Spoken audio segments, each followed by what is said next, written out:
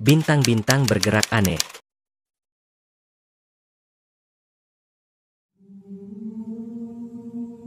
Langit selalu menjadi misteri bagi manusia.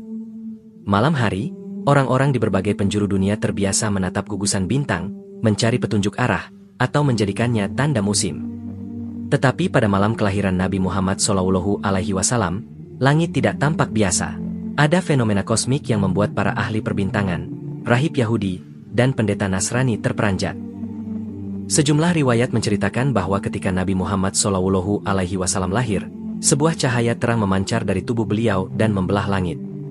Cahaya itu begitu terang sehingga sampai terlihat oleh para ibu di istana-istana Syam. Ibunda Nabi, Sayyidah Aminah, sendiri bersaksi bahwa cahaya itu keluar dari dirinya ketika melahirkan, seakan menembus cakrawala. Cahaya itu bukan sekadar sinar, melainkan isyarat dari Allah bahwa dunia yang gelap oleh kezaliman, kesirikan, dan penindasan akan segera diterangi dengan wahyu ilahi. Para ahli falak Yahudi dan Nasrani yang tengah mengamati langit malam itu melihat sesuatu yang tak biasa. Gugusan bintang yang biasanya stabil, tampak bergerak aneh. Ada yang bersinar lebih terang dari biasanya, ada pula yang seolah menembakkan cahaya ke arah bumi. Dalam tradisi Yahudi, ada keyakinan bahwa kelahiran seorang nabi besar akan ditandai oleh bintang tertentu. Karena itu, ketika mereka melihat bintang yang berbeda bersinar di langit, sebagian besar segera menyadari, seorang nabi terakhir telah lahir. Dalam kitab Yahudi dan Nasrani, terutama dalam Nubuat Lama, disebutkan bahwa akan lahir seorang utusan terakhir, yang ditandai dengan munculnya cahaya di langit. Karena itu, banyak pendeta yang langsung menghubungkan fenomena langit pada malam itu dengan nubuat dalam kitab mereka. Seorang pendeta Yahudi di Yasrib, Madinah, dikisahkan berkata, "Malam ini, telah lahir Nabi penutup zaman. Aku melihat bintangnya muncul di langit." Riwayat lain menyebutkan bahwa di negeri Syam, beberapa rahib Nasrani mendapati cahaya terang melintas di langit menuju ke arah Makkah. Mereka saling berbisik dan mencatat malam itu, sebagai tanda yang telah mereka tunggu-tunggu berabad-abad.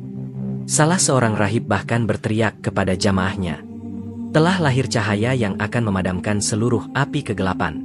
Perhatikan Makkah, dari sanalah dia akan datang." Langit bersaksi atas kelahiran Nabi terakhir. Sebagaimana bumi dipenuhi tanda, begitu pula langit memberikan kabar gembira. Allah menjadikan bintang sebagai petunjuk arah di bumi, dan menjadikan Nabi Muhammad SAW sebagai petunjuk bagi umat manusia. Banyak riwayat menyebut bahwa sejak fenomena itu terjadi, para ahli kitab semakin menantikan sosok Nabi terakhir. Sebagian menunggu dengan penuh harap, tetapi sebagian lain menunggu dengan penuh rasa iri dan ketakutan akan kehilangan kekuasaan. Kelak, ketika Nabi SAW hijrah ke Madinah, sebagian kaum Yahudi yang masih menyimpan catatan malam kelahiran beliau berkata dengan jujur, "Kami tahu engkau adalah nabi yang dijanjikan, karena tanda-tandanya jelas. Tetapi kami menolak, karena engkau bukan dari Bani Israel."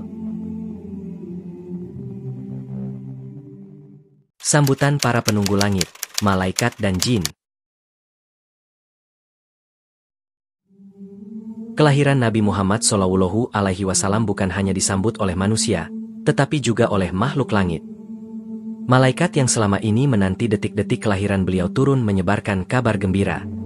Dalam beberapa riwayat disebutkan, ketika Nabi SAW lahir, bumi dipenuhi dengan cahaya yang membuat malaikat bersujud memuji Allah. Para malaikat berkata, "Telah lahir pemimpin terakhir para nabi, penutup risalah, yang akan membawa rahmat bagi seluruh alam." Malaikat Jibril, yang kelak menjadi pendamping utama Nabi SAW dalam menerima wahyu, diyakini sudah hadir menyaksikan kelahiran beliau. Sejak awal, Jibril menjaga beliau dari berbagai bahaya yang mengancam. Pada malam itu, langit tampak berbeda. Banyak orang yang menyaksikan bintang-bintang bersinar dengan terang luar biasa. Tetapi lebih dari sekadar pemandangan indah, itu adalah tanda bahwa langit sedang merayakan kelahiran manusia pilihan Allah. Para malaikat turun silih berganti, sebagaimana mereka turun ketika Nabi Isa dilahirkan. Bedanya, kelahiran Nabi Muhammad SAW lebih agung karena beliau adalah Nabi penutup. Bukan hanya malaikat, bangsa jin pun mendengar kabar kelahiran Nabi Muhammad SAW.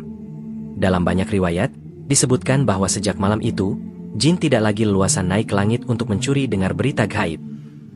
Sebelumnya, jin bisa naik ke langit untuk menguping dengar berita langit, lalu mencampurnya dengan kebohongan untuk menipu manusia. Tetapi pada malam kelahiran Nabi Shallallahu Alaihi Wasallam, bintang-bintang dan meteor menjadi penjaga langit. Jin yang mencoba mencuri kabar langsung dilempari dengan api langit. Peristiwa ini disebutkan dalam Al-Quran Surat Al-Jin ayat 8. وَأَنَّا لَمَسْنَا السَّمَاءَ فَوَجَدْنَاهَا مُلِئَتْ حَرَسًا شَدِيدًا وَشُهُبًا. Yang artinya, dan sesungguhnya kami, jin, telah mencoba mengetahui rahasia langit, maka kami mendapatinya penuh dengan penjagaan yang kuat dan panah-panah api.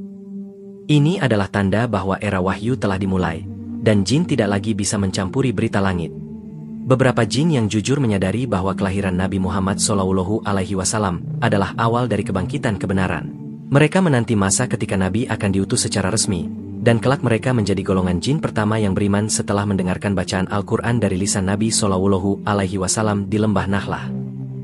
Dalam Al-Quran Surat Al-Jin ayat 1-2, mereka berkata, Inna sami'na Qur'anan 'ajaba yahdi ila ar-rusydi fa'amanna bih.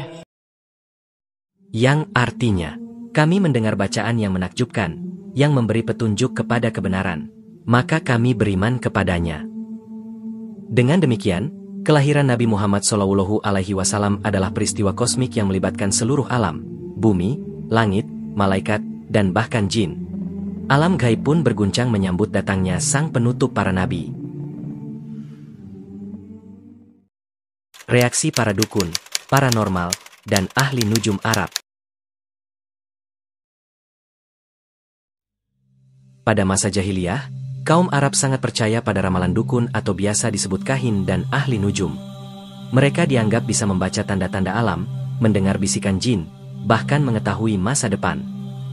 Orang-orang Quraisy, kabilah-kabilah di Najd, hingga pedagang di pasar Uka sering datang kepada mereka untuk meminta petunjuk sebelum bepergian, berdagang, atau berperang.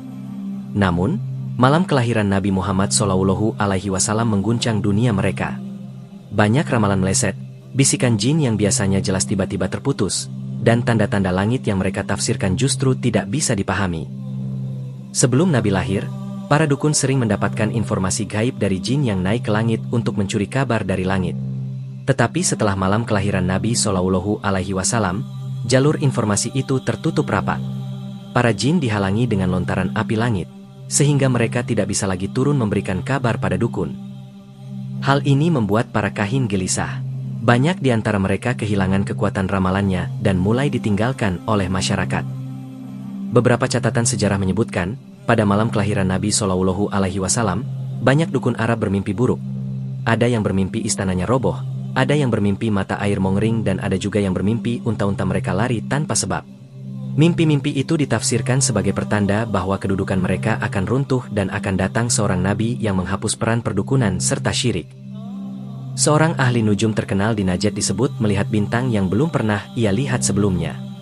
Ia berkata kepada murid-muridnya, malam ini lahir seorang yang akan meruntuhkan kerajaan dukun dan ahli nujum. Kekuasaan kita telah selesai. Ucapannya terbukti benar. Setelah Nabi diutus, Islam menghapus kepercayaan terhadap perdukunan, sihir, dan ramalan nasib, menggantinya dengan doa, tawakal, dan ilmu syariat. Kaum Quraisy sendiri, yang sangat bergantung pada para kahin, mulai heran ketika ramalan-ramalan mereka tidak lagi tepat. Seorang pemuka Quraisy bahkan berkata, sejak malam kelahiran anak yatim itu, Muhammad, dukun-dukun kita kehilangan kekuatan. Apa sebenarnya yang terjadi? Mereka mulai curiga, tetapi menutupinya dengan diam. Sebab, mengakui hal itu berarti menerima bahwa sistem lama jahiliyah mereka akan berakhir.